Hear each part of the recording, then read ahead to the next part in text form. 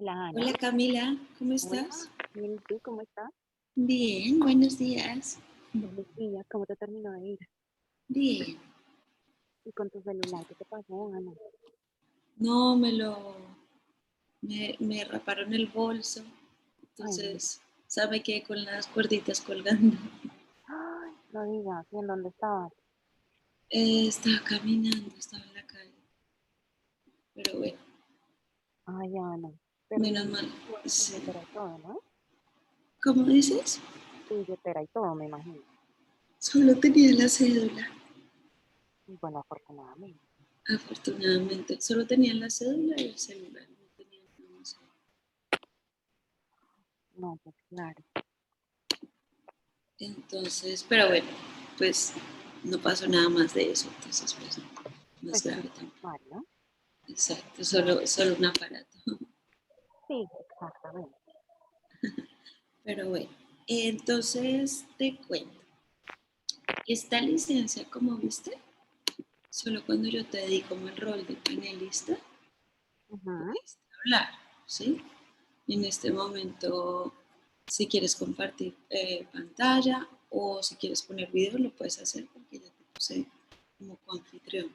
Ok, Entonces, pues solamente le daríamos el rol también a nuestro invitado y listo. ya nadie más, ya todos los demás lo van a ver como si fuera un auditorio virtual. Perfecto. ¿Listo? Listo. Entonces, hay una opción de preguntas y respuestas, que digamos el público puede interactuar con nosotros escribiendo por ahí Ok, y ya. perfecto, listo. Entonces, yo te aviso cuando se conecte Juan Manuel para que lo hagamos anfitrión también, ¿cierto? Ajá, sí, Listo, exacto. Ana, perfecto. Súper. Y ya no sé si, o sea, primero empezamos con la clase, con la charla de él y luego tú te cambias a la otra licencia para tu clase o quieres continuar Y acá para tu clase. no, pues yo pensaba que pues anoche les mandé un mensaje precisamente a los estudiantes así, o sea, que ellos se conecten a esta charla y Ujú. después nos conectamos al otro link a mi clase. Ok, perfecto. Entonces así yo creo que queda más fácil. Ok, Listo, Ana. Súper. Mil gracias. no, con mucho gusto. Entonces, pues yo me quedo por acá y cuando tú ahí, si ves en la parte de abajo, se ve participantes, te va mostrando el número. Si ves, Ven. se ve cuatro, en este momento hay dos panelistas y dos espectadores.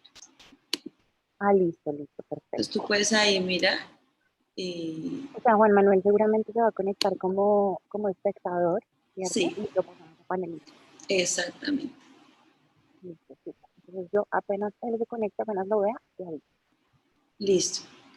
Y pues ya te están escuchando, ¿no? Ya Sí, claro. entonces, bueno, de todas maneras, si ya quieres hablar de los estudiantes o lo que sea, estás en control. Y yo me Listo, quedo aquí vale. pendiente para ayudar cuando llegue Juan Manuel. Perfecto, Ana, mil gracias. Con mucho gusto. Hola Mariana, Sebastián y Sofi. Por ahora ustedes son los únicos que están conectados. Estamos esperando a que se conecten más personas y también a que se conecte Juan Manuel Anaya para poderlo hacer panelista y poder empezar, ¿vale? Entonces, ahí les voy avisando.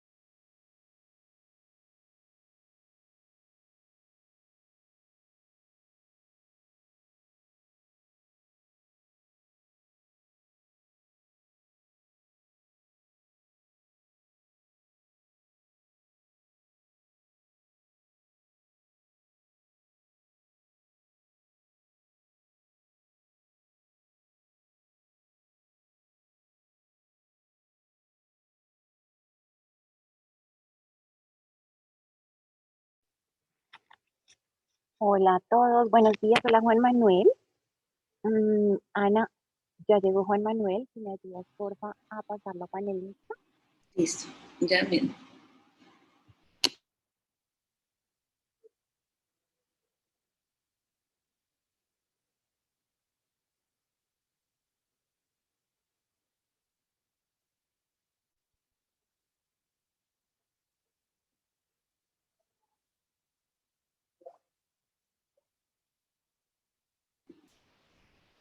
Hola Hola Juan Juan Manuel, Manuel. buenos días. Buenos días, ¿cómo les va? Muy bien, muchas gracias. Buenos días. Bueno, Juan Manuel, si quieres vamos ensayando tu pantalla para que compartas pantalla y así yo te presento. Yo creo que demos unos minuticos porque todavía no son las 8 para que se conecte el resto de la Con gente. mucho gusto. Con mucho gusto. Ahí la tienen, ¿verdad? Y ahí está. Ujú. Perfecto. Listo. Ahí está. Listo, Listo. entonces, esperemos un minutico. No, ya después de 10 meses de esto, pues ya la pregunta de si ven mi pantalla se repite cada vez menos. Sí, total, Al totalmente. principio era, nadie veía la pantalla. Al principio todos estábamos muy primipares en todo esto Sí, de conferencias virtuales, pero ya así es. nos Así cambió la es. vida. Mm. Sabes que, bueno, estoy muy complacido, muy agradecido contigo. Desafortunadamente me cruzo con otro evento en la Academia de Medicina, de tal manera que trataré de ser muy puntual para que a las No te 9 preocupes. podamos despedirnos. Claro que sí, Juan Manuel. Claro que sí. Precisamente yo lo organicé para que a las 9 ya pudiéramos terminar. Listo, perfecto, muy bien.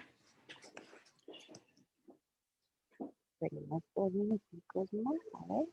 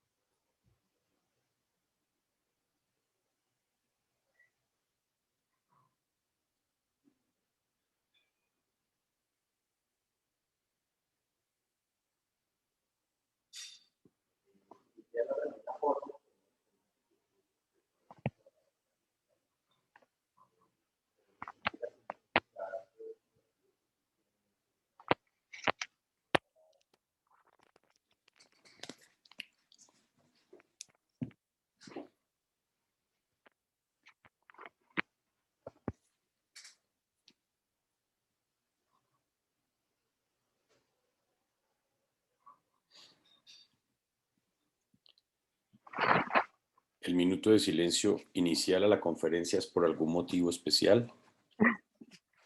Estoy esperando a que se conecten David Vicio, que David Ah, es el ok. director del departamento. Dale, no, estoy molesto. Él se emocionó muchísimo con la conferencia, entonces estoy esperando a que se pueda conectar, pero Ok, ya se están conectando casi todos los de la clase también.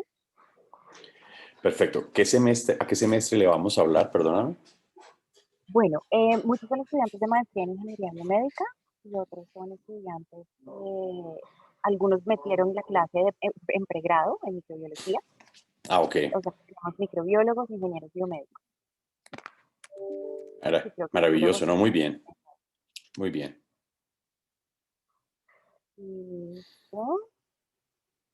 Bueno, yo creo que ya tenemos 13.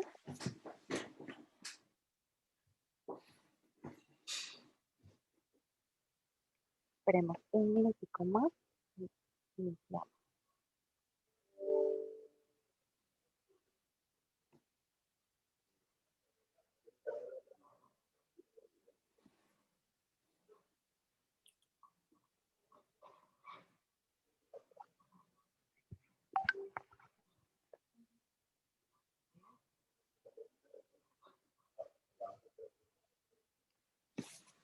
Bueno, listo, yo creo que ya estamos la mayoría, entonces pues yo creo que ya podemos dar inicio.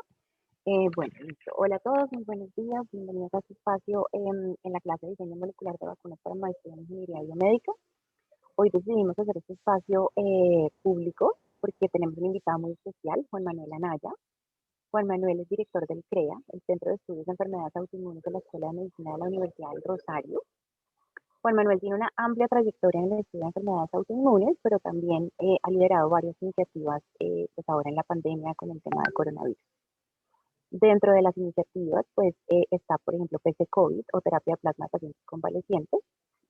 Yo tuve el gusto y privilegio de cruzarme con él precisamente durante la pandemia, en donde realmente creo que se han generado muchísimos nuevos lazos de investigación y de colaboración. Y en este momento nos encontramos colaborando en varios frentes. Juan Manuel accedió muy amablemente a darnos este espacio para que hablemos de vacunas COVID e inmunidad en Colombia. Juan Manuel, de nuevo, mil gracias por ayudarnos en este espacio y por acompañarnos. Y bueno, te doy la palabra. Bueno, pues muchísimas gracias por tu presentación, por tu confianza y por la invitación a este espacio. Estoy realmente muy complacido de compartir con ustedes algunas inquietudes que tienen que ver con la inmunidad de esta enfermedad y, por supuesto, su relación con la vacunación. Sé que muchos de los que estamos aquí reunidos hoy no son médicos ni inmunólogos, de tal manera que he preparado esta charla con el siguiente orden. Por supuesto que vamos a hablar de la evaluación inmunológica y la vacunación, pero para llegar a ese punto y discutirlo de manera amplia y pertinente, creo que es importante antes referirnos a lo que es la inmunológica, compartirles a ustedes algunas definiciones, revisar en breve la fisiopatología de la COVID-19, hablar de la inmunología de esta enfermedad y de un fenómeno que desde nuestra perspectiva nos tiene muy intrigados, que es la autoinmunidad en COVID-19. Los resultados que vamos a discutir el día de hoy, todos han sido generados a partir de estudios colaborativos liderados desde nuestro laboratorio del CREA. Posteriormente vamos a hablar de dos problemáticas muy importantes que tienen que ver con la post-COVID y finalmente hablaremos de la vacunación y todo lo que habremos discutido anteriormente y nos sirve para la discusión final. La respuesta inmune es el mecanismo mediante el cual el organismo reconoce y se defiende contra agentes biológicos o sustancias químicas y extrañas. El sistema inmunológico sirve, en resumen, para reconocer lo propio de lo no propio. Así, por ejemplo, cuando se nos clava una astilla en un dedo, el sistema inmunológico, mediante unas células que llegan a reconocer esa astilla, los polimorfos nucleares, genera una respuesta inflamatoria que va a estar caracterizada no solamente por la sensación de dolor que se lleva a cabo mediante la liberación de sustancias que van por el torrente sanguíneo y llegan a la corteza cerebral y le indican a esa persona que tiene en su dedo una astilla clavada, sino que al mismo tiempo se van a producir al nivel de ese sitio inflamatorio donde está esa astilla, un proceso de liberación de moléculas y de atracción de células que hasta que la astilla no sea liberada, no vamos a descansar de ese dolor y de esa molestia. Y así funciona el sistema inmunológico. Tiene, por supuesto, órganos propios de este sistema, como son, por ejemplo, el vaso, el timo, los ganglios, pero los protagonistas del sistema inmunológico, sin lugar a dudas, son las células del sistema inmune. Y esas células pues son diversas. Las principales, sin lugar a dudas, son los linfocitos T y los linfocitos B. Hay otra serie de células como los monocitos y a nivel tisular esos monocitos se transforman en macrófagos. Hay otras células que acompañan como los polimorfos nucleares, eosinófilos, etcétera. Pero como repito, los protagonistas o los directores de orquesta, como se les ha dicho, son los linfocitos T y linfocitos B. Otra parte importante del sistema inmunológico es la comunicación que hay entre las células y eso se lleva mediante la liberación de sustancias solubles. A eso se le conoce como inmunidad humoral y específicamente esa inmunidad humoral está referida sobre todo a la presencia de anticuerpos y otras sustancias del sistema inmunológico como el complemento. El antígeno es una sustancia capaz de producir una respuesta inmune y los anticuerpos, como ya lo mencioné, son glicoproteínas, proteínas ricas en azúcares producidas por un grupo celular, los linfocitos B, y única y exclusivamente por estos linfocitos B. Desde el punto de vista del laboratorio se les conoce también como gamma globulina porque en una electroforesis de proteínas migran hacia la fracción gamma. Entonces, los anticuerpos se conocen también como gamma globulinas, inmunoglobulinas, anticuerpos y popularmente se les conoce como las defensas. Aquí ven ustedes una caricatura muy simple en donde el sistema inmunológico funciona, como lo dije, por dos mecanismos, uno celular y uno humoral. El mecanismo celular tiene que ver con la interacción entre célula y el mecanismo humoral con la liberación de sustancias que van por el torrente sanguíneo y cumplen las funciones una vez que esas sustancias se unen a un receptor, se internalizan y generan a nivel intracelular la respuesta que cada uno de esos mensajeros van a transmitir. Hay dos tipos de respuesta inmunológica y es importante tenerlo en cuenta para cuando conversemos de las vacunas. Una es la respuesta primaria, en donde siempre se produce primero un nivel de inmunoglobulina M, seguido de la síntesis de inmunoglobulina G, que se considera la inmunoglobulina de la memoria. Sin embargo, la respuesta secundaria lo que va a permitir es que esa síntesis de inmunoglobulinas sea mucho más fuerte, más robusta y eventualmente dure más tiempo que la respuesta primaria, tal como lo muestra esta gráfica que he traído aquí, que es una gráfica muy simple que me permite pedagógicamente, espero, transmitir el concepto de respuesta secundaria. ¿Cuál es el objetivo del sistema inmunológico? Pues el sistema inmunológico es vital para la vida, en donde alrededor del organismo existen un sinnúmero de antígenos, generalmente de carácter patogénico, y de tal manera se puede decir entonces que el sistema inmunológico sirve para reconocer lo propio, destruir o eliminar lo no propio y recordar al enemigo. Esa memoria inmunológica es muy importante para cuando el organismo se vuelve a enfrentar a ese antígeno, aquí llamado en la diapositiva enemigo. ¿Cómo logra el sistema inmune cumplir su función? Bueno, mediante tres características principales. La primera son las barreras naturales, la piel, las mucosas que tienen su propio sistema inmune o su participación del sistema inmune a nivel de la piel, de las mucosas. En segundo lugar, el sistema inmune innato o natural.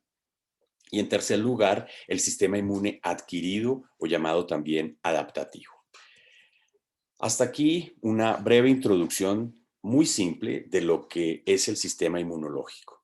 Ahora veamos de manera breve y resumida cuál es la fisiopatología o qué entendemos que sucede en esta enfermedad COVID-19. Pues sin lugar a dudas, al inicio esta es una enfermedad viral. Ustedes ven en esta gráfica la representación del coronavirus SARS-CoV-2. Se llaman coronavirus porque tienen en su superficie una proteína de la que hablaremos mucho a lo largo de esta charla, que es la proteína espiga o spike en inglés, abreviada S, que le da esa característica de corona en la superficie del virus. Hay otras proteínas que son muy importantes, como la proteína de envoltura, la nucleoproteína y la proteína de membrana. Y al interior ustedes ven ese virus que es característicamente de tipo RNA. ¿Qué sucede con este virus cuando ingresa al organismo? No sin antes recordar que el ingreso principalmente se lleva a cabo por el área orofaríngea.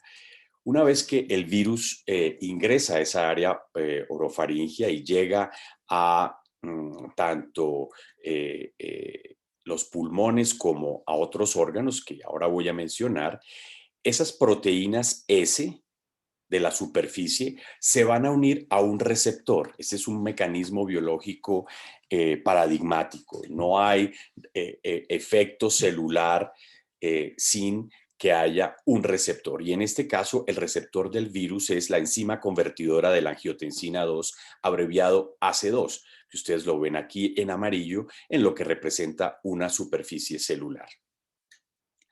Existen otros receptores, probablemente el CD147 que está siendo estudiado, y también se están estudiando receptores de resistencia, como sucede en otras infecciones virales, como por ejemplo el VIH tiene receptores de resistencia que hace que haya individuos que por más de que estén en contacto con el virus, jamás se infecten.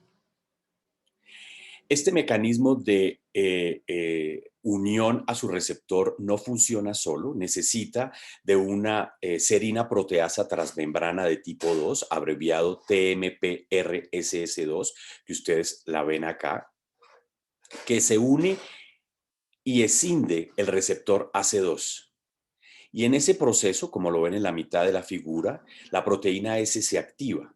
Y al activarse y al estar el receptor escindido, facilitan la entrada viral al interior de la célula. ¿De acuerdo? Otra función que cumple esta serina proteasa es que aumenta la absorción celular de este coronavirus.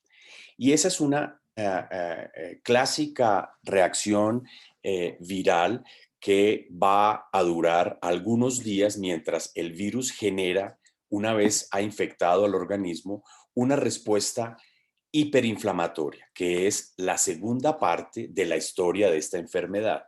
Una vez que hay la infección viral y un cuadro viral que puede durar aproximadamente una semana, un poco más, un poco menos, lo que sigue es una respuesta hiperinflamatoria o, en su defecto, la resolución de esa infección viral. Hay que tener en cuenta que en cerca del 70 u 80% de las personas, esta enfermedad puede ser o muy leve o asintomática. Hay muchos individuos que se infectan con el coronavirus y que no tienen ningún tipo de síntomas.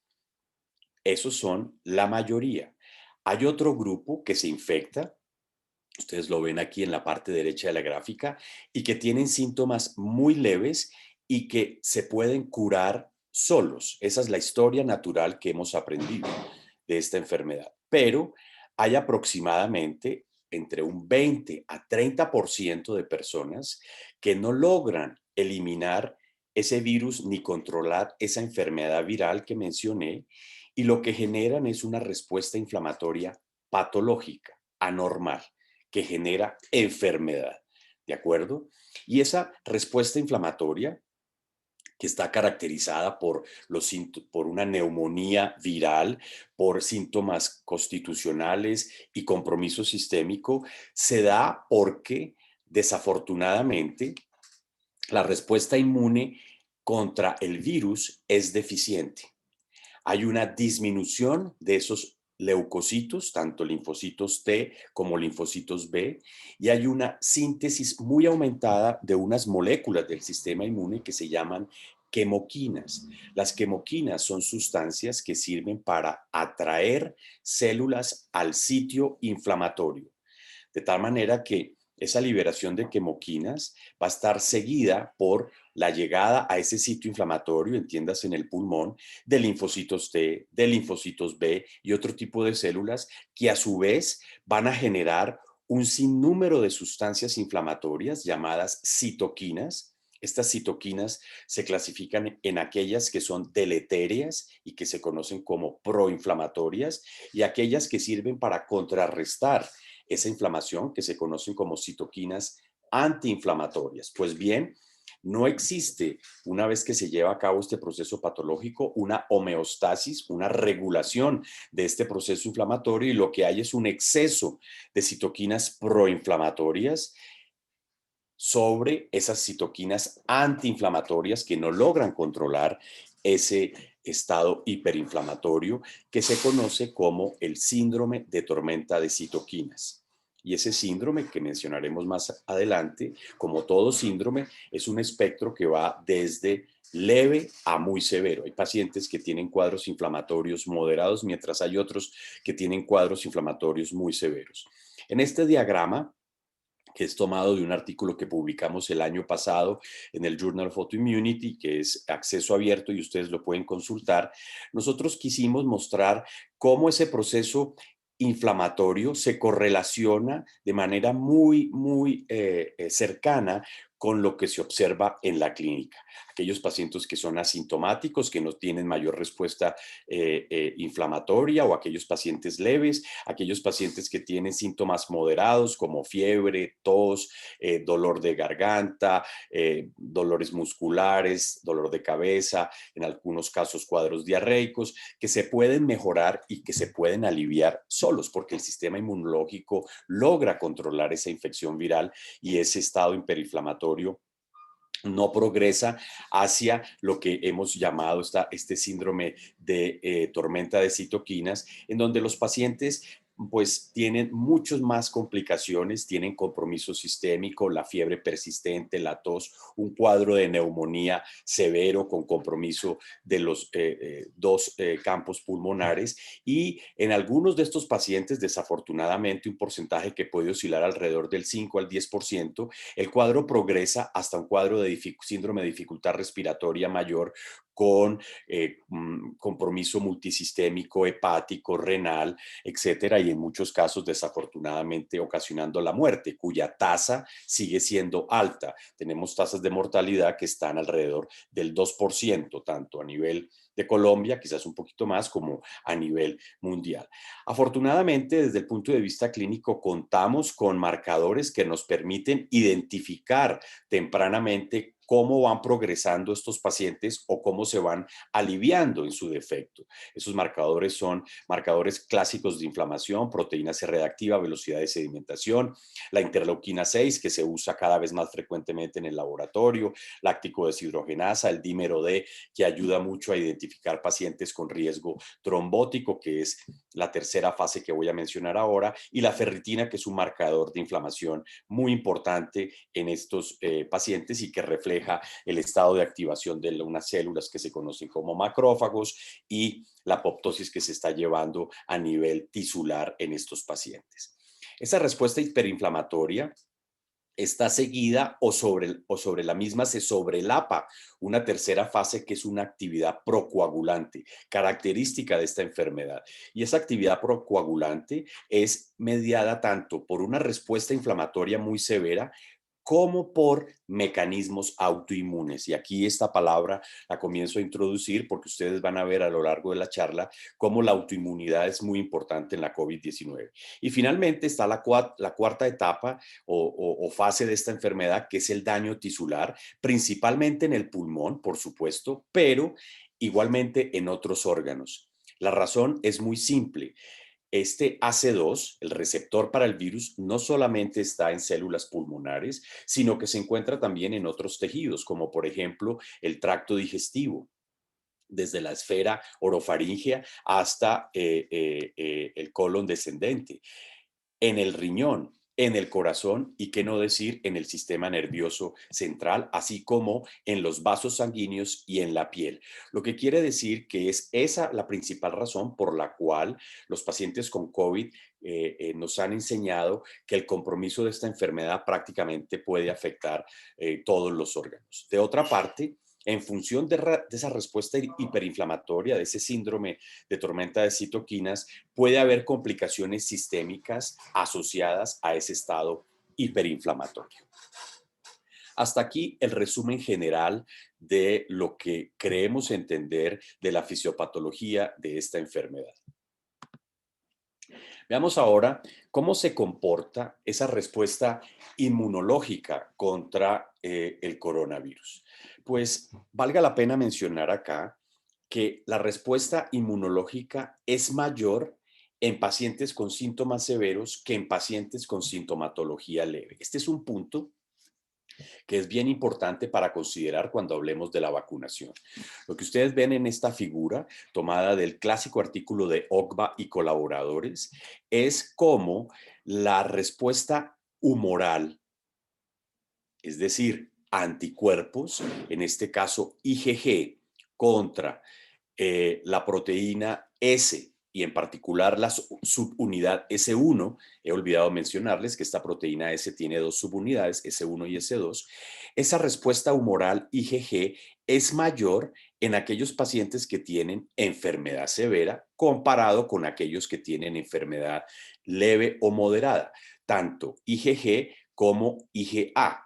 Y esa respuesta se correlaciona con los anticuerpos neutralizantes. Son mayores en aquellos que tienen enfermedad severa comparado con aquellos que tienen enfermedad leve. Luego, esto es importante tenerlo en cuenta. Ahora bien, esa respuesta humoral varía de un paciente a otro, así como la clínica, como lo vimos en esta caricatura que presenté anteriormente, de la progresión de la enfermedad. Así como la clínica varía de un paciente a otro, la respuesta inmunológica es muy variable de un paciente a otro. Ustedes saben que en medicina hablamos de promedios y generalizamos de acuerdo a los resultados que se obtienen en los experimentos, pero no todo sigue una distribución normal y no todo es tan blanco o negro en biología como quisiéramos que eventualmente fuera para entender mejor estos procesos y eventualmente actuar con mayor tranquilidad. La COVID-19 es una enfermedad muy heterogénea y la respuesta inmune no es la excepción. Lo que ustedes ven aquí son el ejemplo de algunos experimentos que llevamos en el laboratorio con pacientes que evaluamos para el proyecto PC COVID-19, que ya fue mencionado. Y lo que ustedes ven es que a algunos días de distancia, 9 de junio, 18 de junio, prácticamente 9 días, las diluciones, que es un surrogado de los títulos de anticuerpos de IgG, disminuyeron en estos pacientes que traemos aquí para mostrar y representar cómo esa respuesta inmune puede ser transitoria y puede disminuir muy rápidamente. Advierto, no ocurre en todos los pacientes, pero hay pacientes que no solamente su respuesta inmune disminuye muy rápidamente, sino hay pacientes que no tienen presencia de anticuerpos contra SARS-CoV-2. De eso también vamos a hablar más adelante, en la medida en que es muy importante cuando se habla de inmunidad contra el coronavirus o contra cualquier agente patógeno, entender muy bien cómo se ha medido esa inmunidad, si se trata de una inmunidad humoral, si se trata de una inmunidad celular y qué metodología se utilizó. En este caso, nosotros utilizamos un estuche ELISA comercial de Euroinmun, que es altamente replicado en muchos centros de investigación en el mundo y que tiene una especificidad superior al 95% y una sensibilidad alrededor del 92%. Luego son métodos que son altamente confiables. Ahora bien, ¿qué es eso de los anticuerpos neutralizantes con respecto a los anticuerpos totales? Les había mostrado una gráfica anterior que mostraba en el experimento de Ogba y colaboradores cómo los anticuerpos totales se asociaban o se correlacionaban mejor con los anticuerpos totales. Pues los anticuerpos neutralizantes, como su nombre lo indica, son aquellos que neutralizan ese agente patógeno y en este caso el coronavirus. Esos anticuerpos neutralizantes están dirigidos contra un segmento que se conoce el segmento de unión al receptor o el dominio de unión al receptor, en donde se encuentra esa proteína S de la que tanto hemos hablado. Y son esos anticuerpos neutralizantes los que nos permiten saber desde el punto de respuesta inmune si el organismo ha montado una buena respuesta contra el coronavirus o no. ¿Por qué? Porque resulta que no todas las proteínas que les mostré del coronavirus son responsables de respuesta inmune neutralizante. Solo la proteína S que está dentro del RBD es la encargada de generar anticuerpos neutralizantes. Lo bueno de la historia es que estos anticuerpos neutralizantes se correlacionan con los anticuerpos totales. Es decir, como ustedes ven en esta gráfica de correlación, nosotros pudimos evaluar cómo la respuesta IgG anti-S1 de SARS-CoV-2 se correlacionaba con una correlación de 0.7 con los títulos de los anticuerpos neutralizantes. Y eso fue similar en el caso de IgG y en el caso de IgA.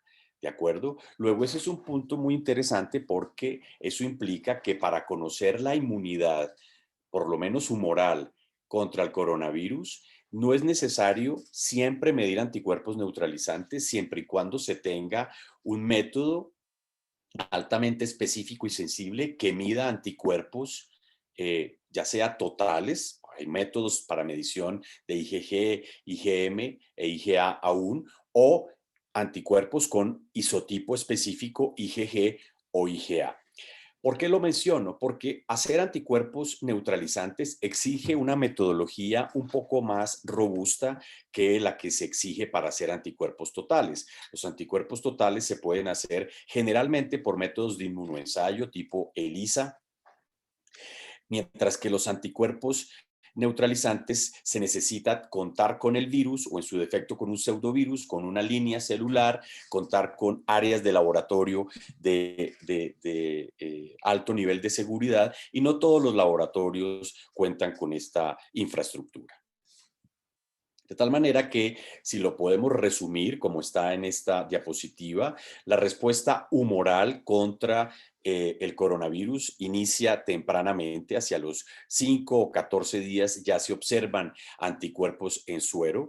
Los anticuerpos IgM específicos desaparecen después de la semana 12, como ustedes lo observan en esta figura, y le dan su lugar, si me permiten la expresión, a los anticuerpos de isotipo IgG, que no solamente van a tener un mayor nivel, sino que van a perdurar mucho más.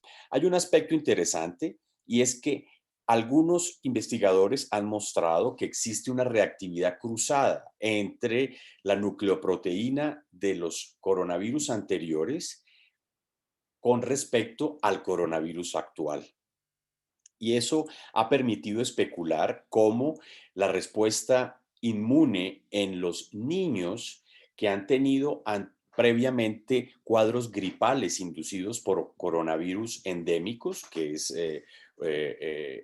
los coronavirus más frecuentes, esa respuesta inmune contra esos coronavirus les permitiría tener cierta protección contra el coronavirus actual.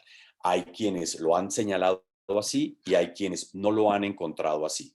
En Colombia hemos encontrado algunos estudios recientes, pero publicados hace ya más de un año, pero que no habíamos podido conocer, en donde se ha estudiado la prevalencia de coronavirus endémicos en población infantil y en realidad es muy bajita en Colombia, no es mayor entre el 5 y el 10% en los estudios que se han hecho.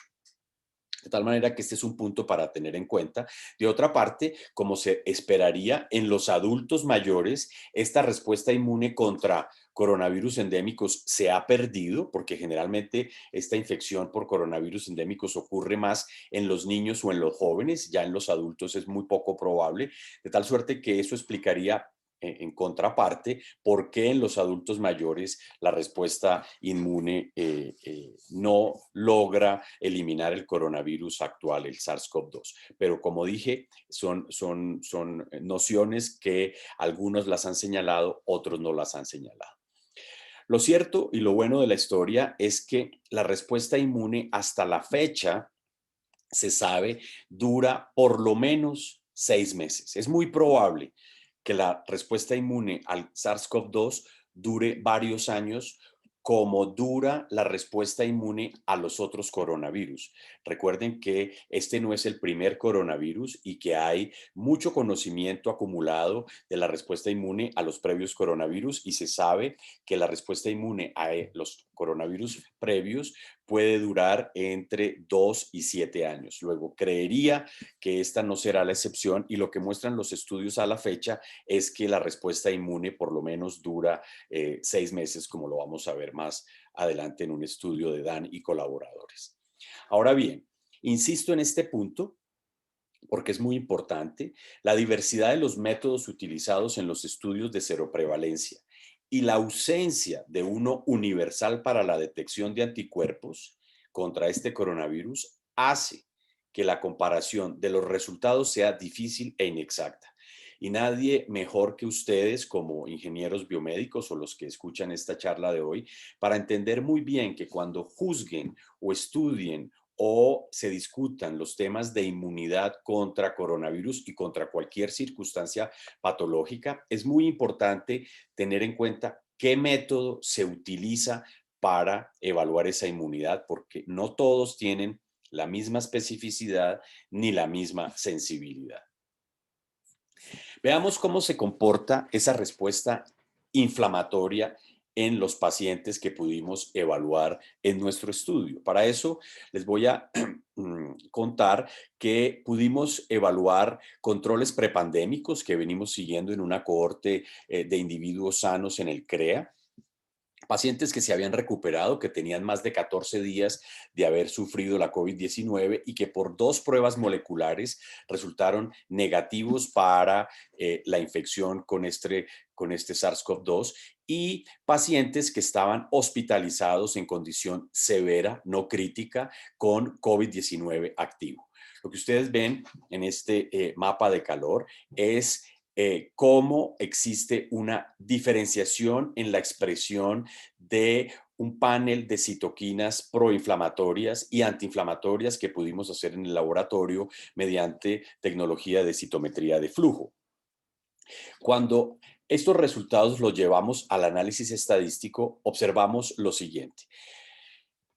Existe un número importante de citoquinas proinflamatorias que característicamente están elevadas y de manera significativa con respecto tanto a los pacientes prepandémicos, es decir, el grupo control, como aquellos que están recuperados. Veamos los primeros, aquellos que se diferenciaron con respecto al grupo prepandémico. Sobresale la interleuquina 6, una citoquina clásicamente proinflamatoria, la interleuquina 10, que cumple una función dual, tanto inflamatoria como antiinflamatoria, y la IP10, que es una citoquina dependiente de interferón gamma, que es una de las citoquinas más elevadas en COVID-19 y que se asocia con severidad de la enfermedad. Otra citoquina que observamos aumentada es el factor de crecimiento y transformación de colonias de granulocitos.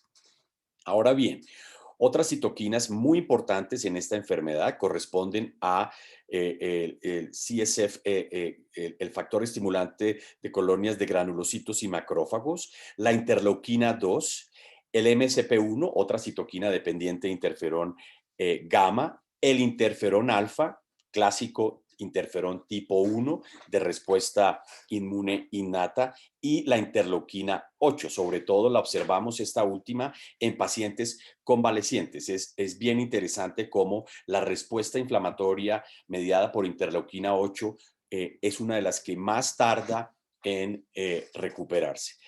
Aquí hago una mención especial, perdón, disculpen, aquí hago una mención especial al interferón alfa porque cuando les comenté la fisiopatología de la enfermedad, les dije que esta enfermedad tenía característicamente una deficiencia de la respuesta inmune innata y que el interferón alfa se veía disminuido en muchos pacientes. Eso es cierto, sin embargo, no ocurre en todos los pacientes y en nuestra experiencia encontramos que el interferón alfa estaba aumentado significativamente en los pacientes con COVID severo cuando los comparamos con el grupo prepandémico. Estas mismas observaciones han sido recientemente publicadas por el grupo de Iwasaki, que es una eminente viróloga norteamericana, que mostró resultados prácticamente idénticos a los nuestros. Ella clasificó sus pacientes entre moderados y severos con un grupo control y lo que ustedes pueden observar es que hubo un aumento significativo entre el grupo de pacientes severos, como los mismos que nosotros estudiamos, con respecto al grupo control. Algo similar y de manera idéntica a lo que observamos nosotros, observó este grupo de Iwasaki con respecto a la interleuquina 6. De tal manera que esta es una enfermedad típicamente hiperinflamatoria, en donde, como lo decía anteriormente, existe lo que se llama el síndrome de tormenta de citoquinas, que es caracterizado por un sinnúmero de citoquinas proinflamatorias que no logran ser controladas por esa respuesta inmune antiinflamatoria y que generan al final del día un daño multisistémico que está resumido en esta figura.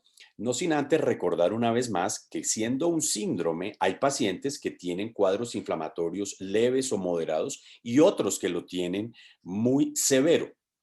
Ese síndrome inflamatorio está caracterizado por un compromiso neurológico, por supuesto el compromiso respiratorio, compromiso hepático y compromiso renal, pero también compromiso dermatológico con aparición de petequias, púrpuras, equimosis, sangrado por mucosas, aumento de los ganglios linfáticos, linfadenopatía y, como mencioné, manifestaciones dermatológicas. Ese síndrome de tormenta de citoquinas, pues está reflejado o es la consecuencia del aumento de las citoquinas que ya hemos mencionado, pero lo interesante es que se puede estudiar en el laboratorio mediante mediciones simples como proteína C reactiva, ferritina y otros marcadores inflamatorios que nos permiten a los médicos saber cómo está la progresión de estos pacientes.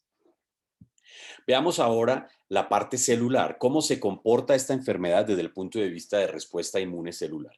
Para eso hicimos, una vez más, mediante citometría de flujo y haciendo análisis ajustados por edad y por sexo, que son dos de los factores que influyen en la respuesta inmune, hicimos un panel de subpoblaciones celulares que ustedes ven en este gráfico de radar, en donde evaluamos desde el punto de vista de linfocitos T, prácticamente todas las subpoblaciones celulares que tienen a su vez una representatividad funcional. Cuando fuimos a ver en la estadística qué nos daba esta diferencia en los porcentajes de subpoblaciones celulares, encontramos básicamente que existe una marcada linfopenia, es decir, una disminución significativa de los linfocitos T en los pacientes con COVID-19.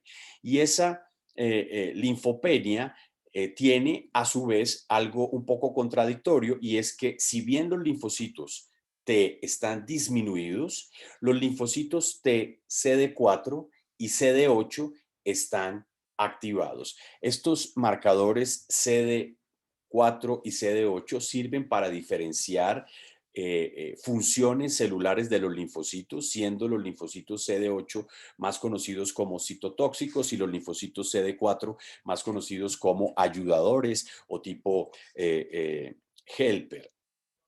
Estos marcadores CD4 y CD8 también sirven para el reconocimiento de otro tipo de células a través de un sistema que se conoce como HLA, que pues en medicina conocemos bien, pero sé que ustedes ingenieros quizás no lo tengan muy presente, por eso lo menciono. Otro grupo celular que está aumentado es el grupo celular de las células TH17 y TH22, que son células linfocitarias T que participan en los procesos inflamatorios. Luego se puede resumir desde el punto de vista inmunidad celular T que existe una linfopenia, pero a pesar de que haya pocos linfocitos, hay unos que están sobreexpuestos desde el punto de vista no solamente fenotípico, sino funcional, los linfocitos activados, CD8 y CD4, y las TH17 y TH22. Veamos cómo es el comportamiento de la respuesta celular desde el punto de vista linfocitario B. Recuerden que estas células son las que producen los anticuerpos. Una vez más, este gráfico de radar para mostrar la diferencia en los porcentajes en las diferentes subpoblaciones que estudiamos por citometría en el laboratorio. Desde el punto de vista estadístico, ¿qué encontramos? Encontramos algo bien interesante, y es que las células B de memoria están aumentadas en los pacientes con COVID activo, ya sea las totales como aquellas que son las clásicas de memoria como las no clásicas de memoria. Y por el contrario, encontramos que las células naïf es decir, aquellas que no están expuestas a antígeno previamente, están, como la lógica lo indicaría, disminuidas en los pacientes con COVID-19. Este es un estudio que evaluó de manera similar, como nosotros lo hicimos, a pacientes con COVID, pero pudo hacerlo longitudinalmente. Es un estudio muy elegante publicado en Science, en donde quiero resaltar la participación de José Mateus, que comparte primera autoría con Jennifer Dan. José Mateus es un inmunólogo colombiano que emigró a Estados Unidos hace algunos años y que ha trabajado muy activamente en COVID-19. ¿Qué encontraron estos autores? Pudieron evaluar 254 muestras de 188 pacientes con COVID, de las cuales 43 pudieron ser estudiadas más de 6 meses después de la infección.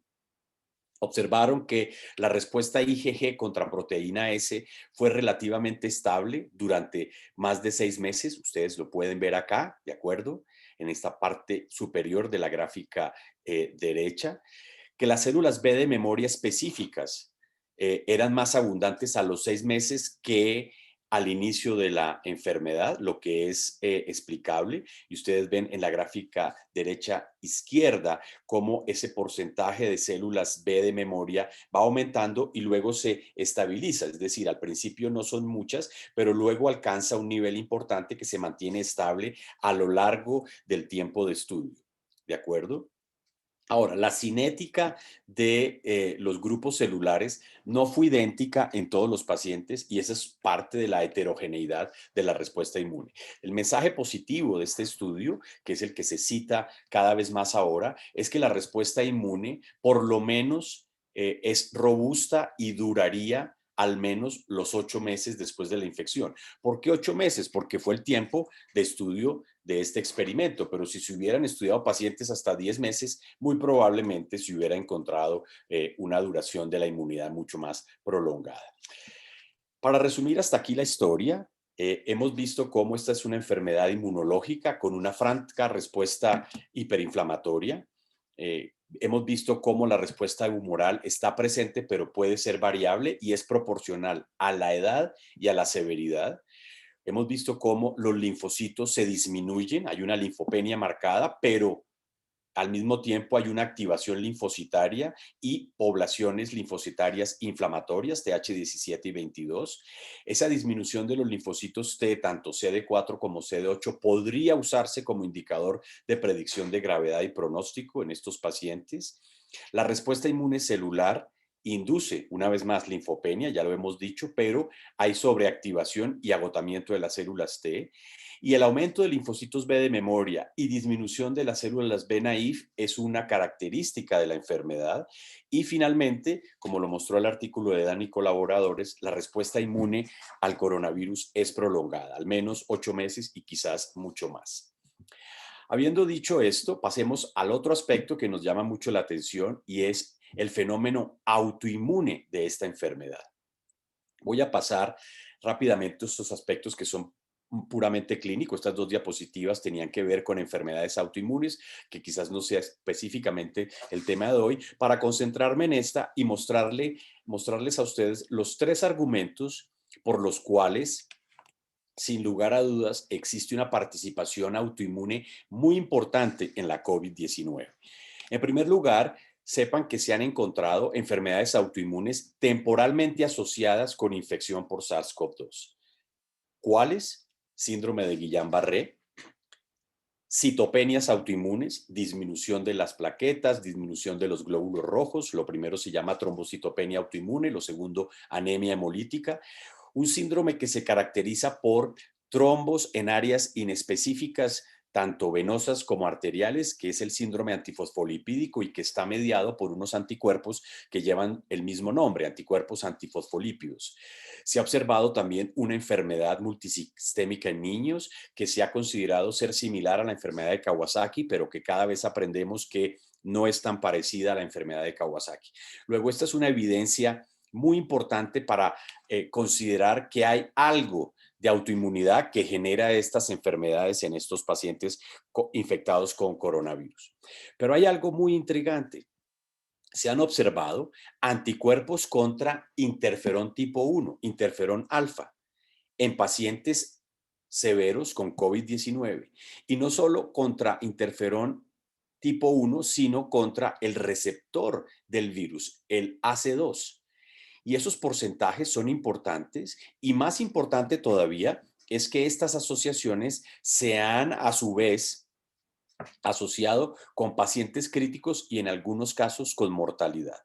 Y por otra parte, se ha observado lo que nosotros llamamos autoinmunidad latente, es decir, la presencia de múltiples anticuerpos en pacientes que clínicamente no tienen enfermedad autoinmune, pero que al examinarlos en suero están presentes y a títulos importantes. Aquí hay una serie de publicaciones que muestran lo que les estoy mencionando y quiero resumirles una nuestra que acabamos de publicar en el Journal of Translational Autoimmunity, que está resumida en esta gráfica. Nosotros estudiamos 120 pacientes con enfermedad severa, muy rigurosamente estudiados en la clínica del occidente principalmente, y pudimos observar cómo existe un sinnúmero de anticuerpos en pacientes que no tenían enfermedad autoinmune. Metodológicamente excluimos a todos los pacientes que tuvieran alguna enfermedad autoinmune y estuvieran hospitalizados. Asimismo, excluimos a todos los pacientes que tuvieran algún grado de hipotiroidismo. Para quienes no lo saben, el hipotiroidismo es una enfermedad en la gran mayoría de los casos autoinmune y la mayoría de las personas que sufren hipotiroidismo lo que tienen es una enfermedad de Hashimoto o hipotiroidismo autoinmune.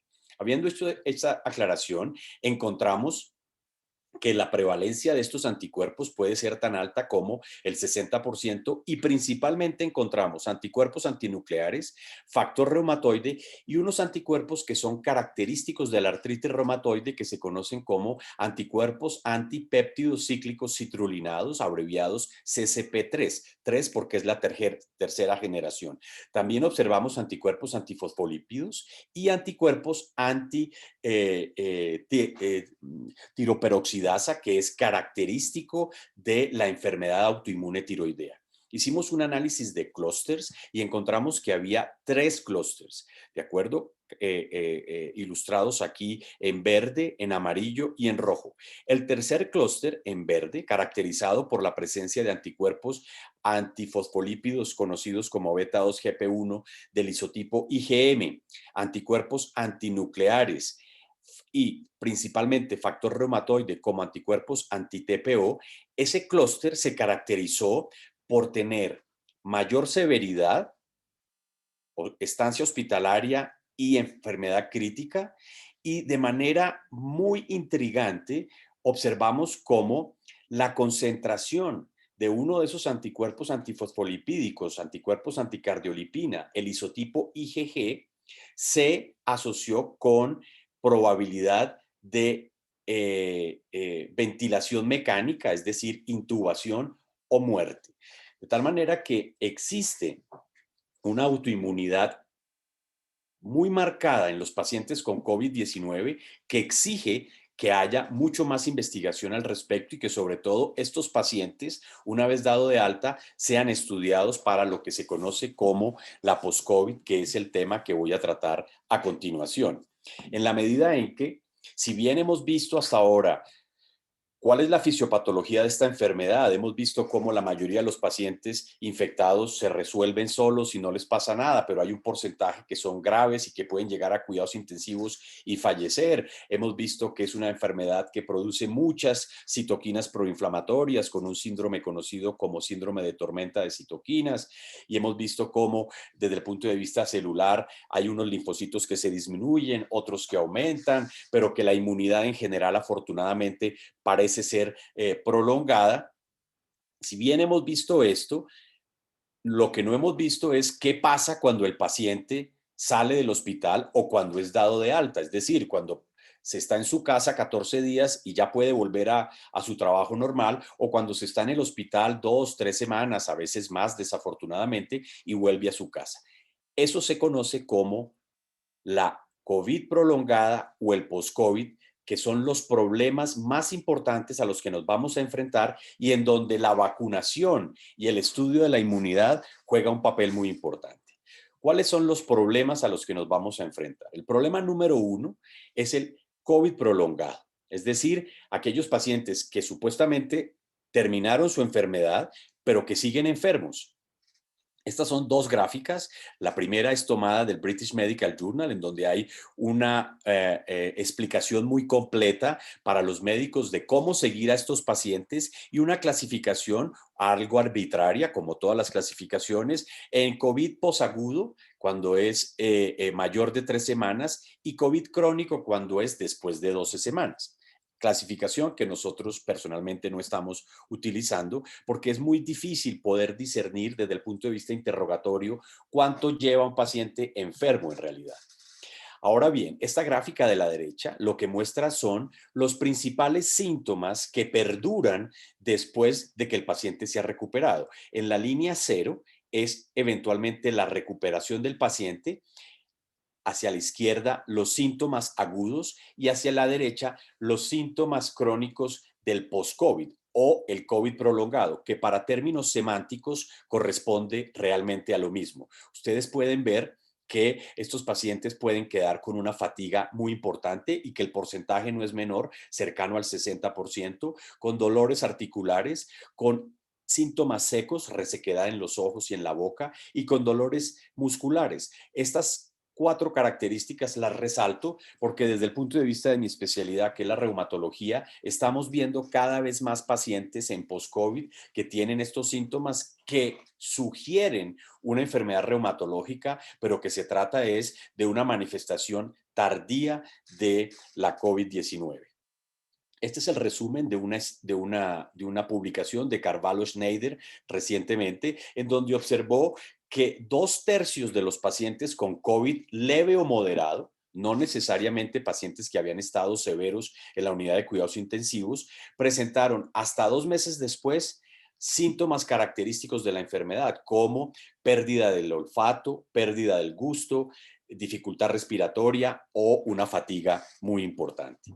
Este es otro estudio, ya cada vez asistimos a las publicaciones de más estudios al respecto, en donde estudiaron un número importante de pacientes y observaron, en resumen, que los factores que se asocian a los síntomas prolongados de la COVID eran haber tenido al inicio de la enfermedad dificultad respiratoria, dolor torácico y desde el punto de vista biológico, algo que nos llama mucho la atención, tener el grupo A positivo desde el punto de vista de hemoclasificación.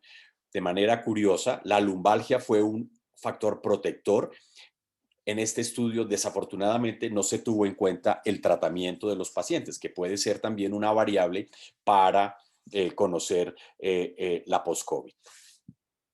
Siguiendo con el mismo problema, no solamente está la COVID prolongada, sino lo que se ha llamado inicialmente post-COVID. Como les dije a ustedes, todo lo reagrupamos en una misma palabrita que es el post-COVID. Es decir, ¿qué pasa después de que supuestamente usted superó la infección viral? Este es un listado de todas las complicaciones que se pueden observar en pacientes que han sido dados de altas. Y ustedes pueden ver que no solamente está la enfermedad pulmonar, sino la enfermedad tromboembólica, pacientes que son dados de alta y 1 mes o 2 meses después presentan tromboembolismo pulmonar o síndromes trombóticos que no se esperaban, enfermedad renal, miocardiopatía, pacientes que hacen bloqueo auriculoventricular y necesitan marcapasos después de haber sido de altas 1 o 2 meses de la hospitalización, enfermedad neurológica y qué no decir de la enfermedad mental, que es prácticamente observable u observada en todos los pacientes que tienen COVID-19, enfermedades autoinmunes y autoinflamatorias, como ya lo mencioné, compromiso dermatológico y enfermedades digestivas. Y el segundo problema, que es el que nos tiene en esta charla de hoy, es el estudio de la inmunidad y de la inmunogenicidad. No podríamos tratar este punto si no hubiéramos gastado casi ya 1 hora en evaluar el comportamiento de la enfermedad desde el punto de vista clínico y desde el punto de vista inmunológico. Con Camila nos hicimos esta pregunta que es para nosotros muy importante, a la que invitamos a colaboradores de la Universidad de los Andes, como el doctor John González, a colaboradores de la Universidad del Magdalena, la doctora Vivian Villalba, el inmunólogo de la Universidad de Antioquia, el doctor Pablo Patiño, un epidemiólogo, el doctor Carlos Trillos, y un economista que no puede faltar en ningún estudio que se haga en Colombia, el doctor Luis Fernando Gamboa. ¿Por qué lo menciono? Porque la evaluación de los costos y de la economía de la salud en toda investigación científica de nuestro país debe ser preponderante y jugar un papel protagónico sin lugar a dudas. ¿De qué se trata este problema? Pues fíjense en ustedes, frente al panorama creciente de contagios y con restricciones financieras como logísticas para el acceso oportuno a las vacunas disponibles para la COVID-19, nada de esto es una sorpresa para ustedes. La pregunta que nos hicimos fue, ¿valdría la pena desde el costo-beneficio como de la selección de candidatos evaluar la inmunidad individual contra el coronavirus para la optimización y priorización de la vacunación en países con dichas restricciones? Basados en la respuesta inmune al coronavirus, que ya hemos conversado al respecto, los antecedentes históricos que tienen que ver con la respuesta a las vacunaciones. Por ejemplo, menciono una, la vacuna contra la hepatitis B. Uno se vacuna contra la hepatitis B y tiene que hacerse un refuerzo al cabo de algunos años. Y ese refuerzo está mediado por una prueba previa de anticuerpos contra hepatitis B. Quienes tengan niveles suficientes de hepatitis B inducidos por esa vacunación no necesitan hacerse un refuerzo, pero quienes tengan un nivel bajo de anticuerpos necesitarán un refuerzo. Y eso lo hacemos todo el personal de la salud que estamos expuestos a la infección por hepatitis B y otras infecciones, pero específicamente menciono esto por la vacunación y la necesidad de hacer una evaluación inmunológica previa al refuerzo.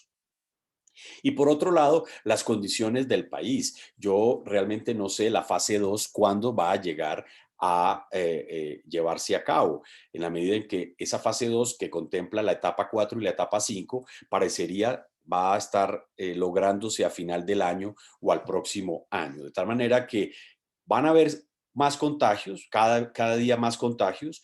Van a llegar las vacunas como llegaron, pero su aplicación ni aquí ni en ninguna parte del mundo va a ser inmediata para toda la población. Entonces, ¿qué vamos a hacer con la otra población que ya se infectó o no se ha infectado y cómo poder priorizar mejor esa vacunación? Pongo el ejemplo de los médicos de cuidados intensivos que han sido infectados con la COVID-19, con el coronavirus. ¿A ellos se les debe vacunar? ¿No se les debe vacunar? Si se les debe vacunar, ¿cuánto tiempo después se les debe vacunar? Fueron preguntas que no estuvieron claramente respondidas al inicio de la vacunación y que causó cierto malestar entre los médicos porque aquellos que no tenían más de 6 meses no se les permitió vacunar, luego se les dijo que no, que solo 3 meses se podían vacunar y quienes habían tenido COVID hacía un mes, pues no se les vacunó porque la indicación era finalmente solo después de 3 meses. Vale la pena vacunarlos con las 2 dosis en el caso de una vacuna de ARN mensajero o solo una vacuna es necesario, como lo han sugerido algunos estudios. La inmunidad a las vacunas es igual para todas las vacunas en nuestra población, a sabiendas de que la respuesta inmunológica, no lo he mencionado en la charla de hoy, pero es un aspecto muy importante, es mediada en su gran mayoría por las condiciones de heredabilidad de una población.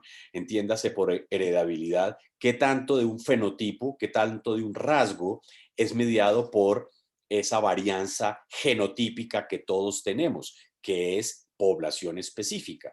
O sea que son preguntas que son muy relevantes y que tienen que ver con el aspecto científico de la enfermedad, pero que se podrían traducir en política pública para la priorización de la vacunación. La conclusión de nuestro resumen de este artículo es, si tal fuese el escenario, necesitaríamos tener una prueba costo efectiva y reproducible. A lo largo de la charla he insistido que es muy importante cuando se hable de inmunidad saber qué prueba se está utilizando para evaluar dicha inmunidad y que a pesar de que hayan pruebas muy buenas, los costos son muy altos y los equipos sobre los cuales estas pruebas se llevan a cabo no están disponibles para todo el mundo. Con Camila se nos ha ocurrido y con otros colegas del CREA y María del Pilar Lemus, gran colaboradora de Estados Unidos, inmunóloga, crear una ELISA que sea una ELISA que pueda ser reproducible, que sea confiable y que sea a bajo costo.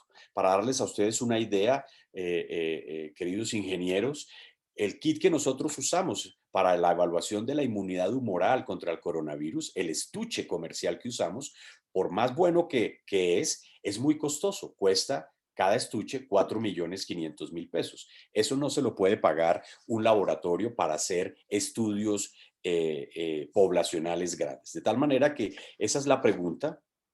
¿Cuál es entonces la solución? La solución es la creación de unidades post-COVID. Tarde que temprano, tienen que haber unidades post-COVID para evaluar tanto la inmunidad de los pacientes, la inmunogenicidad de las vacunas, pero hacerle seguimiento a ese número cada vez creciente de pacientes recuperados. Ustedes saben que el Instituto Nacional de Salud, en medio del trabajo arduo que hace, todos los días nos informa cuántos contagios hay en ese día o en los días cercanos, cuántos fallecidos han habido y cuántos recuperados hay. La palabra recuperados nos hace pensar que se sanaron. Resulta que no. Un porcentaje muy importante, mencioné cifras hasta del 60% de pacientes que han tenido COVID persisten con una enfermedad que llamamos post-COVID.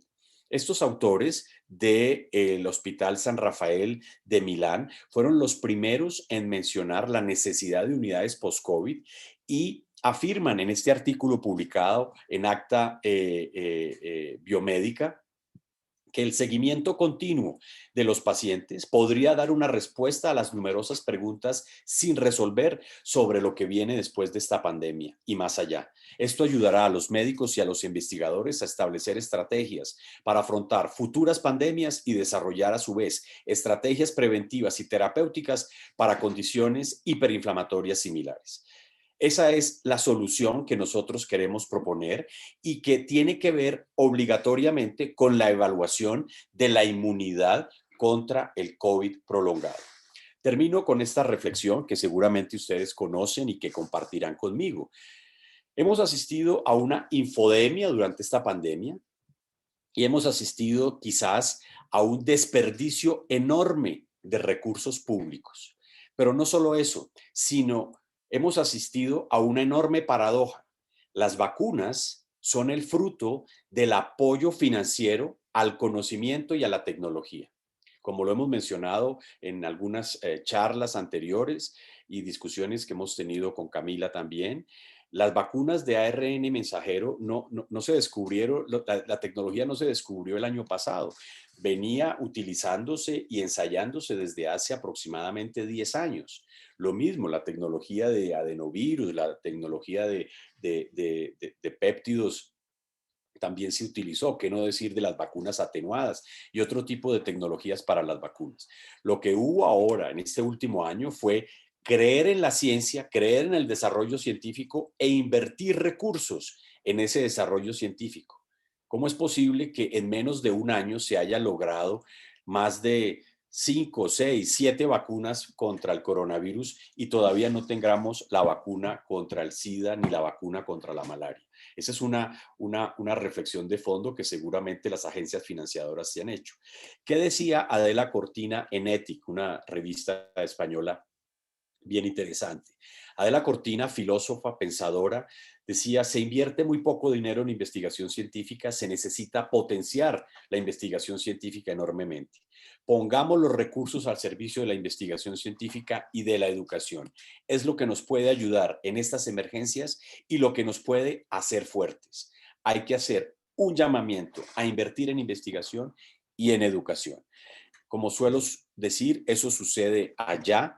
Acá todavía estamos discutiendo si el Ministerio de Ciencia fue bien hecho, no fue bien hecho, si le damos 1 año o 2 años para que arregle todos sus problemas, y no tenemos ni ciencia, ni tecnología, ni tampoco mayor innovación, quizás por una falta de política pública de Estado, no de gobierno, para que el sinnúmero de investigadores colombianos y la tecnología que se ha invertido en los últimos años pueda sumar y aportar a las respuestas que la sociedad exige en una población como la nuestra, sin esperar estar recibiendo información que muchas veces no se aplica en nuestra población. Yo les agradezco muchísimo su atención, me pasé unos minuticos, me excusan y estoy encantado de responder un par de preguntas si hubiese, y si no, pues les agradezco muchísimo que hubiéramos estado juntos durante esta hora de charla. Bueno, Juan Manuel, de nuevo, mil gracias. Excelente. Yo creo que si estuviéramos todos reunidos estaríamos aplaudiendo. Em, Muy buena. Muchísimas gracias. En serio, yo creo que esto complementa muchísimo cosas que pues ya hemos, algunos temas que ya hemos tocado en la clase y pues definitivamente es un interés de todos. Entonces, eh, muy pertinente. Tenemos un par de preguntas acá. Felicitaciones, diciendo espectacular, excelente, gracias. Y también tenemos algunas preguntas que te las voy a leer rápidamente y las personas que quisieran hacer la pregunta por micrófono sencillamente me tienen que levantar la mano y yo les puedo activar el micrófono. Al inicio de tu charla nos preguntaron por qué la respuesta moral en algunas personas es mayor en la población de riesgo que en las demás. Estoy buscando un artículo para compartirles. Perdóname un segundito.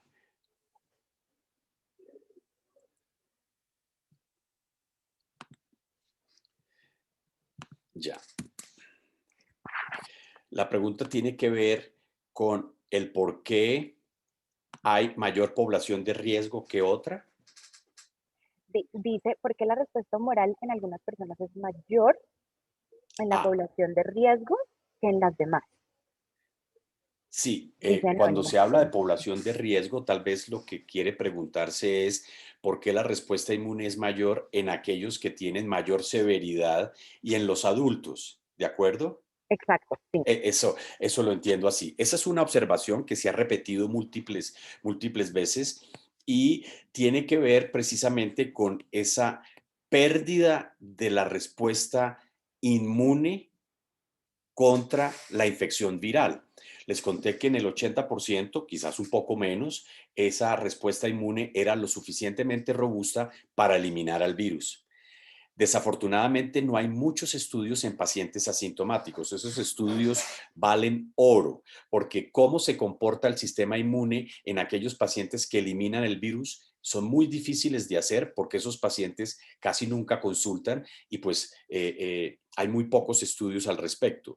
Luego, en aquellos pacientes en donde la respuesta inmunológica normal, entre comillas, no funciona y genera una respuesta hiperinflamatoria, la respuesta celular B, es decir, mediada por anticuerpos, sigue de manera paralela a esa respuesta hiperinflamatoria y la lógica es que tengan mayor anticuerpos. Es por eso. Pareciera que fuera una buena noticia, pero lo que significa es que ese paciente en realidad no se pudo defender lo suficientemente bien y genera una respuesta mucho más robusta como la que vimos de mayor título de anticuerpos IgG e IgA contra el coronavirus. Ese es el resumen, la respuesta simple, pues. Perfecto. Muchas gracias. Aquí tenemos otra pregunta en donde creo que ya la contestaste durante la charla, en donde se considera que se debería vacunar a la población que ya fue infectada. Sí, sí, la población que ya fue infectada se debe vacunar.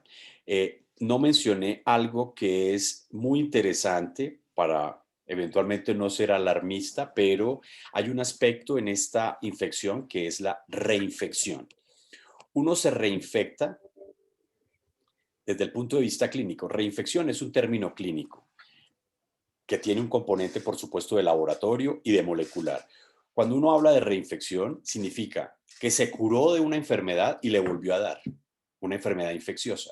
Generalmente ese espacio se ha calculado o se ha definido en 90 días, pero hay personas que no se mejoran nunca y que permanecen enfermas permanentemente.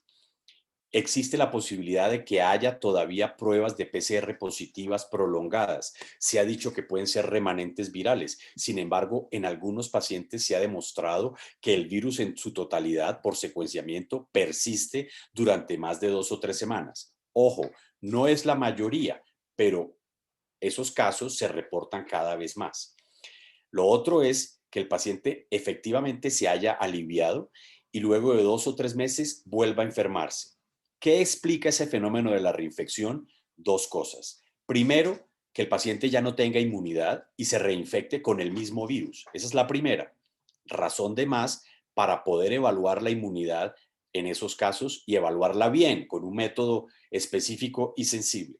Y en segundo lugar, este virus muta más de lo que se esperaba. Todos los virus tienen tasas de mutaciones, eso ustedes lo saben, pero este no solo muta más, sino muta donde no debería hacerlo, de tal manera que aparecen variantes que pueden ser más o igualmente virulentas, como el caso de la variante de Brasil o la variante surafricana o la variante inglesa, que resultaron ser más con mayor contagiosidad y mayor severidad en los pacientes que infectan.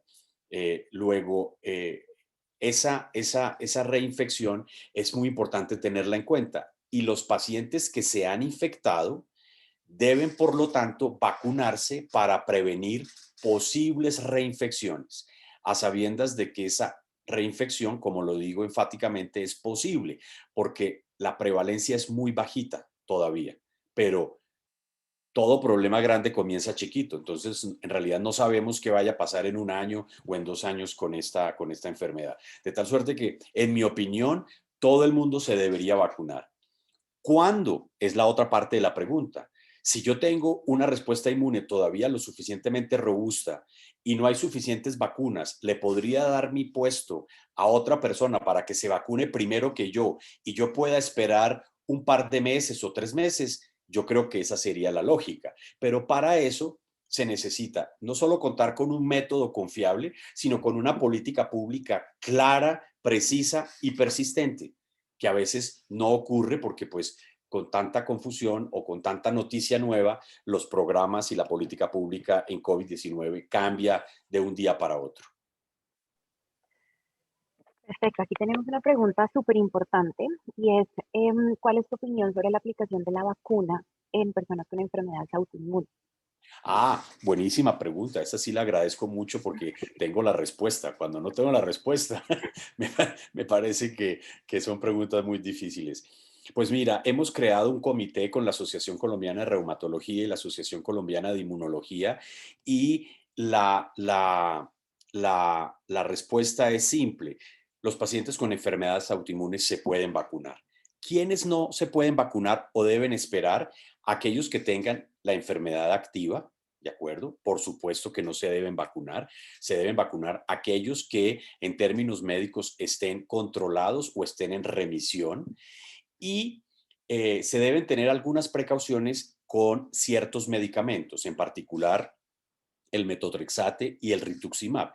El metotrexate es un agente inhibidor de la dehidrofolato reductasa, que es una enzima que participa en el metabolismo del ácido fólico y en el ciclo celular. Sin embargo, el mecanismo de acción del metotrexate pasa sobre todo por una molécula que es la adenosina y es un potente antiinflamatorio. Tiene un tiempo de vida media no muy largo. Entonces, lo que se sugiere con el metotrexate es que si el paciente va bien, no tiene actividad de la enfermedad, se pueda suspender la semana en que se aplica la vacunación. Sin embargo, no es un concepto pues irrefutable. Hay pacientes que teniendo el metotrexate se han aplicado la vacuna y no ha pasado nada. El otro medicamento es los anti-TNF o el rituximab. Los anti-TNF, bloqueadores del factor de necrosis tumoral, y el rituximab, un bloqueador o depletor de células B linfocitarias. Entonces, estos pacientes deben esperar un mes o algunas semanas antes, entre 3 y 4 semanas antes después de la aplicación. Es decir, si yo me aplico el rituximab hoy, mañana no se vaya a vacunar. Espere por lo menos 3 o 4 semanas después de la aplicación. Los pacientes que están en cáncer y están recibiendo quimioterapia, los oncólogos lo que están haciendo es aplicando la vacuna en la mitad del periodo entre una y otra quimioterapia para permitir que la respuesta inmune sea lo suficientemente buena, porque con los medicamentos inmunomoduladores lo que se teme es que no tengan una suficiente respuesta. Por ejemplo, metrotexate o rituximab se ha visto que cuando se vacunan contra neumococo o contra otros agentes infecciosos, si lo hacen muy tempranamente, pueden tener respuesta inmune más bajita. Entonces, esa es la recomendación. Pero en general se pueden vacunar. Así como les acabo de enviar el link de un artículo, el que hicimos contigo, Camila, para que lo tengan y lo puedan ver, les voy a enviar un link que hicimos de recomendaciones para las vacunas en los pacientes con enfermedades autoinmunes. Ya mismo se los envío. Bueno, yo sé que estás corto de tiempo y no te quiero quitar mucho tiempo, pero tenemos 3 preguntas más, las voy a hacer súper rápido para que te podamos ya liberar. Em, Acá hay unas preguntas súper interesantes. Acá hay una que dice, ¿el gobierno está teniendo en cuenta la seroprevalencia reportada por el instituto? ¿Qué tan útil sería testear, por ejemplo, con la lista que ustedes están diseñando a las personas que están en la lista de espera de vacunación para reestructurar la priorización? Ay, esa es una pregunta muy interesante y sé de dónde se origina la pregunta, y es que el Instituto Nacional de Salud hizo un estudio y está haciendo un estudio de seroprevalencia. Ese es un estudio muy interesante para calcular el R0, principalmente el RT, sin lugar a dudas, o sea, cómo va el contagio en las poblaciones, pero los estudios de seroprevalencia a nivel poblacional son muy importantes para esos cálculos, pero no son útiles de manera individual. Me explico. Fíjense lo que pasó en Manaus. Manaus supuestamente había alcanzado la inmunidad de rebaño y tenía unas tasas de contagio superiores a 60-70%, y resulta que siguieron habiendo contagios y recontagios inesperados. Cuando se fue a revisar el artículo, que fue un artículo que se publicó en una revista bien prestigiosa, el método que se había utilizado para estudiar la seroprevalencia era un método muy poco confiable. Y eso, pues, en esta pandemia ha sucedido con muchas publicaciones que han sido publicadas en journals muy prestigiosos, pero que los revisores no tienen en cuenta esos detalles de los que hemos mencionado el día de hoy. Entonces, el estudio de seroprevalencia en Colombia, muy importante, pero no es útil para la selección de vacunación, porque la selección de vacunación es individual. Es decir, no es porque en Bogotá la seroprevalencia en octubre haya sido el 20% o el 40%, que entonces de cada 100 pacientes solo vacunamos a 60. No aplica esa adaptación del concepto de seroprevalencia, desafortunadamente. Luego, la respuesta más fácil es no, el estudio de seroprevalencia no sirve para la escogencia de la vacunación. Sí, exacto. Y digamos, en términos de la ELISA, que también hacían esa pregunta, la ELISA que nosotros estamos diseñando, pues específicamente para eso serviría, ¿no? Para evaluar la respuesta inmune individualmente y poder también, digamos, reestructurar esa priorización. No tanto en las primeras etapas de priorización, porque de todas maneras, pues profesionales de la salud, etcétera, eh, están como bien ubicados, pero sí el momento en el que llegue esa priorización de el resto de los que estamos, digamos, sin ningún tipo de clasificación muy clara en cuanto a la vacunación, ¿cierto? Así es, así es. Bueno, Fíjate, aquí cuando tengo otra. traemos a colación esta pregunta, perdón, te interrumpo, eh, eh, no solo es porque se nos haya ocurrido, sino porque cuando uno habla con los hacedores de política pública, desafortunadamente la pregunta que hacen es, ¿alguien ya lo está haciendo? En otro país ya lo están haciendo, como si nosotros no pudiéramos hacerlo por nuestros propios medios. Ujú. Pero la respuesta a esa pregunta es sí. El ejemplo más elegante nos lo dio Argentina, Mm. que desde el inicio de la pandemia generó un proyecto de investigación mancomunado con varios laboratorios y estableció un ELISA propio para todos los estudios que tienen que ver con evaluación de inmunidad humoral en COVID-19. Y todos los estudios que vienen de Argentina, y cada vez son más, y publicados muy elegantemente, utilizan el mismo método. Lo mismo está sucediendo en Ecuador, que no decir en algunas ciudades de Brasil y así sucesivamente. Luego, no es descabellado plantearse la pregunta que estamos discutiendo ahora. Exactamente. Bueno, aquí tengo otras preguntas. En pacientes asintomáticos que pueden generar pocas IgGs, ¿podrían tener una segunda infección más grave o se espera que sean igual asintomáticos? Bueno, eso se ha visto y se ha estudiado en población de la salud del Reino Unido y lo que sugiere ese estudio es que aquellos pacientes que se reinfectan tendrían una enfermedad menos severa. Eso es lo que dice ese estudio. Sin embargo, la experiencia que nosotros hemos tenido, y lamento no tenerla cuantificada ni publicada por las dificultades técnicas que tenemos, y es que aquí no se guardan los hisopados y para poder uno confirmar una reinfección tiene que hacer secuenciamiento del primer hisopado con respecto al segundo, ¿cierto? Y hay otros detalles técnicos también que nos dificultan poder demostrar lo que les voy a decir, pero la experiencia que hemos tenido es que a quien le da una enfermedad grave y se reinfecta, le da una enfermedad leve. Pero lo opuesto es también cierto. Hemos tenido colegas de cuidados intensivos que han tenido enfermedades leves y 3 o 4 meses les da de nuevo y les da muy severo y los lleva a hospitalizarse, etcétera.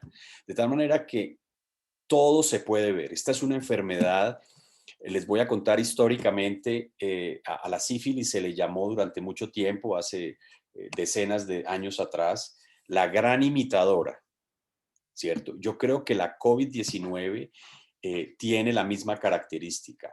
Todo se puede observar y es a veces muy difícil pasar del promedio o de la generalización de los estudios a casos individuales. Y aquí introduzco un tema que quizás para ustedes ingenieros sea nuevo y es el de medicina personalizada. Ese es un aspecto en el que hemos insistido desde el CREA y que cada vez más tiene que ser implementado en la práctica. No se tiene que ver como algo descabellado del más allá, sino es poder evaluar a cada individuo de acuerdo a todas sus características sociodemográficas, biológicas, moleculares, inmunológicas, para determinar cuál es la mejor atención y cuál es el mejor, dijéramos, acompañamiento que desde el punto de vista de los servicios de salud se le puede hacer a un individuo en el tránsito que hay de la salud a la enfermedad. Pero eso sería tema de otra charla. Pero es muy importante. Yo creo que la medicina personalizada en COVID-19, como en muchas patologías, va a ser la solución para esas preguntas que ustedes me están haciendo. Listo. Aquí tenemos otra pregunta de Paula Sandoval. Dice, sabiendo que los niveles de células T, CD4 y CD8 afectan el progreso y complicaciones de COVID-19, ¿hay algo que se pueda hacer para prevenirlo? No, no lo sé, no lo sé. Esa es una pregunta rajadora. Yo no sé si puede haber algo para modificar desde el punto de vista de respuesta celular. Yo sé que hay muchos estudios en este momento de medicamentos nuevos o de medicamentos viejos que han adquirido una nueva indicación que podrían ir en ese sentido, pero realmente no conozco los resultados ni he seguido de cerca ese tipo de investigaciones terapéuticas. Bueno, Ana María Fajardo nos pregunta, ¿cuáles son los daños tisulares y de salud mental no recuperables y qué se puede hacer? Ay, bueno, mira, esto son de dos tipos. Neurológicos es la pregunta, Ujú. ¿verdad? Los primeros son de carácter psiquiátrico. Esta enfermedad produce síndrome de pánico, produce depresión, depresión orgánica, La depresión es un tema muy importante en Colombia. Nosotros desde las encuestas que hicimos en la Misión de Sabios así lo mostramos. El personal de salud sufre mucho las consecuencias de su trabajo y tiene un nivel de depresión alto, pero la población en general también. Hay dos problemas de salud pública a los que no se les para mucha bola. Una es la obesidad y otra es la salud mental. Pero en el caso de la COVID, es una depresión orgánica. No hay ningún agente, dijéramos, externo o alguna situación que la conduzca distinta a la infección. O sea que desde el punto de vista psiquiátrico son muy importantes estas manifestaciones. ¿Qué tanto duran? Yo no lo sé.